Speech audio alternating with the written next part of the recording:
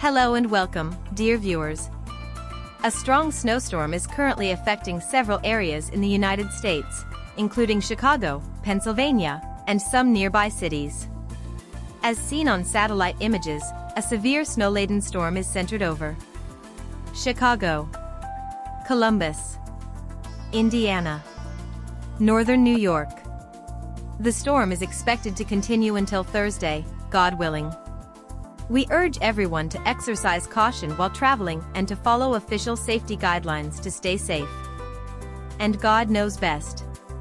Don't forget to support us with a like and subscribe to our channel. Thank you for watching.